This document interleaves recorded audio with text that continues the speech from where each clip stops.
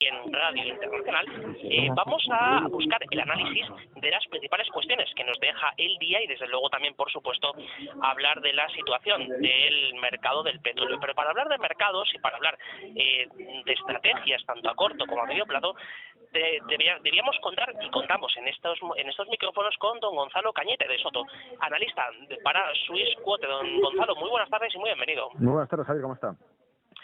Pues encantado de tenerle en estos micrófonos y desde luego vamos a empezar este análisis con, yo creo que la cuestión fundamental del fin de semana, que ha sido la reunión de los países exportadores de petróleo y sobre todo, a su juicio, cuáles las consecuencias que esto puede tener y si en algún punto esto ya estaba descontado, como solemos decir, en el mercado. Bueno, lo primero, descontado no creo que estuviese, sencillamente porque nunca sabemos, aunque podemos imaginarnos, y de hecho ha sido mi postura, la he hecho en multitud de análisis que he comentado, desde enero fui comentando, no creamos en los anuncios sobre acuerdos en lo que se refiere a crudo. Lo comenté en unos análisis que publiqué directamente en enero, dije atención con cualquier posible anuncio de que va a haber un acuerdo en la OPEP, porque será mentira. Porque la opinión particular, personal mía, en este caso es que hay una cuestión geopolítica detrás muy importante por la cual el negocio del crudo, el problema del crudo no va a solucionarse de manera voluntaria. Luego, por eso mismo digo que es previsible desde ese punto de vista, si vemos que, y esto lo podemos ver más adelante ahora, pero si vemos que el problema del crudo está muy vinculado con una cuestión política en Medio Oriente, sabemos perfectamente que entonces no hay una solución clara que se le vaya a dar, porque son un conflicto entre naciones, no un conflicto entre compañías petrolíferas, que es lo que se cree.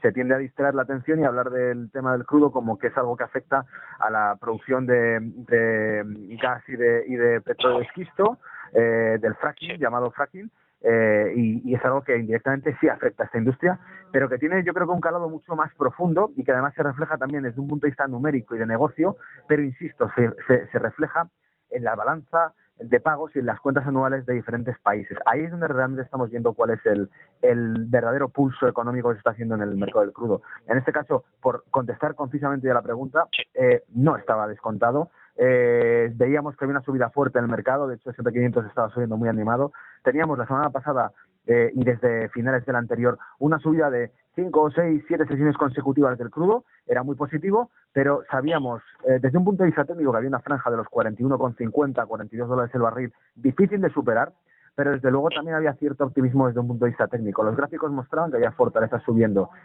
Podría llegarse a los 50 dólares o podríamos quedarnos en esa frontera, en esa línea limítrofe, en ese punto de inflexión de los 41 dólares que efectivamente nos ha alejado. El gap con el que hemos abierto los mercados, que se ha reflejado en materia prima en el crudo abierto con un gap bajista, pero todos los demás mercados han abierto con el gap bajista idéntico. Luego, la subida que hemos experimentado tanto en Wall Street como en Europa venía muy motivada por un desahogo producido de ver cómo el crudo se iba recuperando y se ha estropeado la ilusión, se ha olvidado ese punto. Hemos visto que no ha habido ningún tipo de acuerdo, que en todo caso ha sido ridícula la reunión que se ha hecho por parte de la OPEP porque, insisto, si analicemos el calado político que hay detrás, geopolítico que hay detrás de todo esto, vemos que claramente no hay una intención de ir a solucionarlo, a menos que otros conflictos se arreglen primero. Demasiado optimismo, por tanto, del mercado en los últimos días, sí. Y especialmente para lo que nos queda ahora. Es decir, si los riesgos siguen incrementándose, la situación económica, las proyecciones de crecimiento económico siguen reduciéndose, como lo ha hecho el FMI la semana pasada, ¿realmente qué puede sustentar una subida de los principales índices de mercado?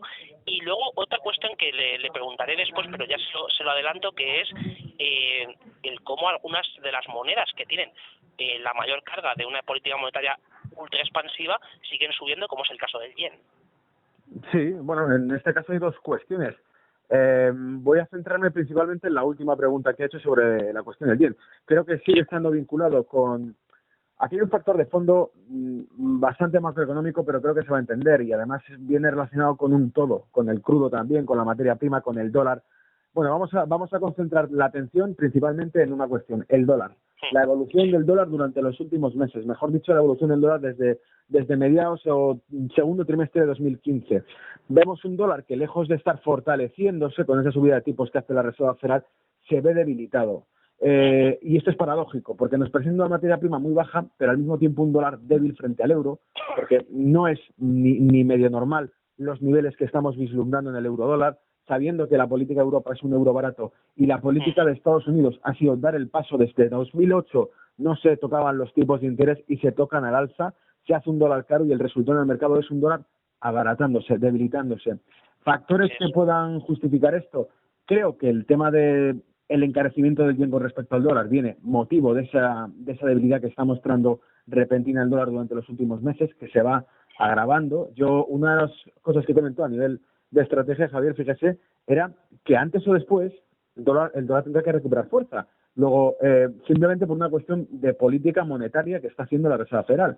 Y en este caso era una apuesta casi segura el apostar porque un dólar va a recuperar si va a subir frente al yen, va a recuperar si va a subir frente al euro, provocando un movimiento bajista en el euro-dólar, pero ese momento no llega.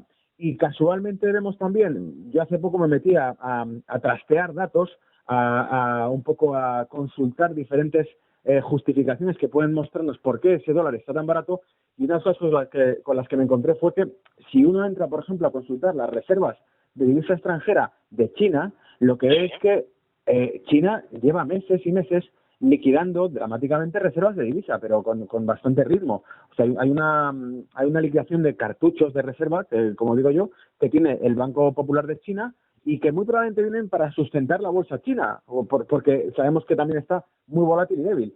En este caso lo que estamos viendo es que quizá hay una mano detrás de ese dólar débil, hay una especie de guerra implícita en la cual se pretende abaratar el dólar. A ver si lo que digo entra en un buen contexto. El dólar se está enfrentando contra sus enemigos mundiales.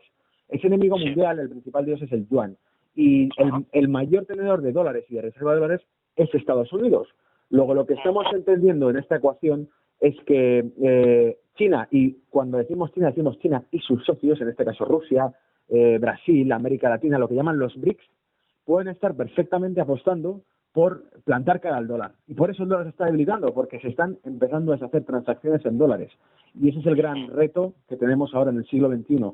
¿Seguirá siendo el dólar la divisa dominante? Porque lo que estamos viendo ahora mismo es que, pese a que la postura de quienes mandan en el dólar, que es la Reserva Federal, es dar un dólar caro, dar un dólar que se tiene que fortalecer contra el resto de divisas en el mundo, vemos que el efecto que estamos viendo en los mercados no es el esperado y el dólar está débil, inexplicablemente débil. Luego, mi explicación más plausible es que detrás de eso está la mano de China y de los enemigos económicos de Estados Unidos. Es decir, que ese cambio, lejos de ser una cuestión coyuntural, es una cuestión estructural, es decir, es algo que va a ir mucho más allá de los próximos años. Y precisamente en ese terreno, Gonzalo, para terminar, tenemos precisamente esa revisión que hacemos de los fundamentales de la bolsa, de las bolsas, también de las divisas.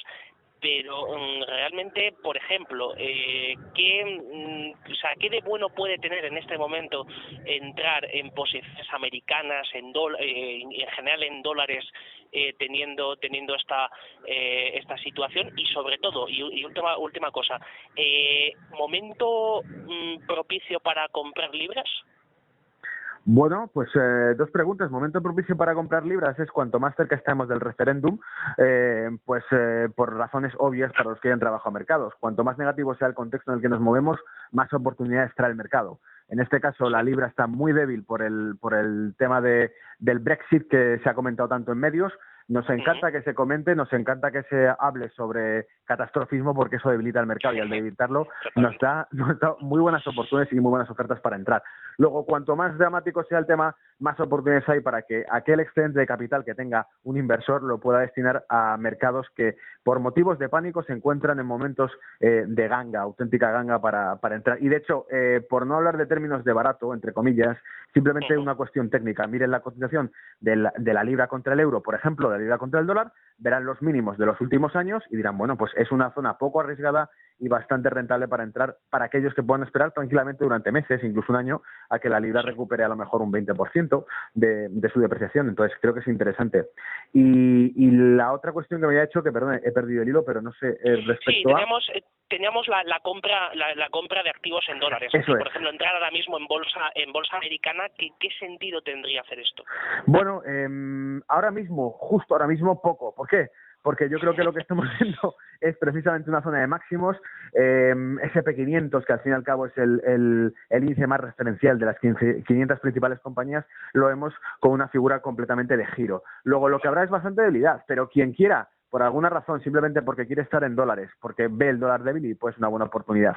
Quien quiera además estar dentro de renta variable americana porque la ve más estable que la europea, lo que puede hacer sencillamente es buscar aquellos valores que, bien por un punto de vista estratégico, se han comportado de manera mucho más sólida, y estamos hablando, por ejemplo, de buscar compañías tecnológicas, farmacéuticas, que son las que siempre consiguen estar en la cresta de la ola sin que se las engulla, o bien por el lado contrario, ver aquellas industrias que sin haber quebrado están en momentos muy débiles de los últimos 10-15 años y que pueden ser interesantes. Y en este caso me refiero pues a lo que estábamos hablando desde el principio, volvemos al origen del análisis. El crudo, bueno, pues compañías energéticas o el sector energético de Wall Street es el más castigado y sabemos que está muy vinculado con la banca. ¿Con qué banca? Pues con los principales bancos mundiales. JP Morgan, Goldman Sachs, Bank of America, Citigroup, todo este tipo de entidades tienen participaciones en compañías petrolíferas. Luego, lo que creo es que si encontramos ciertas compañías de Wall Street, las principales son Chevron y ExxonMobil, pero hay muchas más dentro del sector energético que están muy débiles.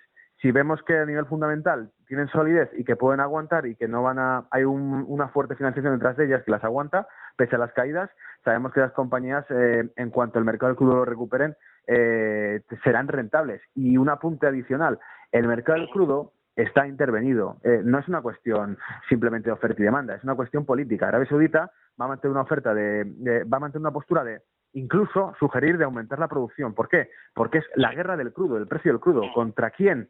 En este caso contra Rusia. Los señores del orden mundial están echando un pulso dentro de Siria para controlar el mercado energético y cerrar las puertas a China. Y a China y a Rusia en este caso. Y por eso Rusia entra a dar soporte, porque creo que Siria es justo la última frontera o el último paso antes de llegar a Irán. Y como yo creo que desde el punto de vista geopolítico saben qué es lo que se están jugando ahí, es eso, el control de Oriente Medio y del crudo de Oriente Medio, pues yo creo que la guerra se trata... Es muy fácil entender lo que estoy diciendo. Si miran el bono a 10 años de Rusia, la cotización del rublo contra el dólar desde el último año y medio, desde que empezó la crisis del crudo. Si ven la caída del crudo y cómo se dispara el endeudamiento de Rusia, las sanciones a Rusia, la dificultad de acceso a crédito de los bancos rusos, por eso Rusia saca los cañones en Siria, porque realmente hay una guerra económica que está derivando en un conflicto bélico mundial en Siria. Pues qué importante esto que comenta por último don Gonzalo Cañites, otro analista de Swissquote desde la capital británica, al cual le agradecemos enormemente que haya pasado por estos micrófonos y desde luego por estos minutos de análisis en profundidad de lo que está pasando en los mercados mundiales. Don Gonzalo, que tenga una feliz tarde, un abrazo, buenas tardes. Un abrazo, Javier, muchas gracias. Pues nos quedan escasamente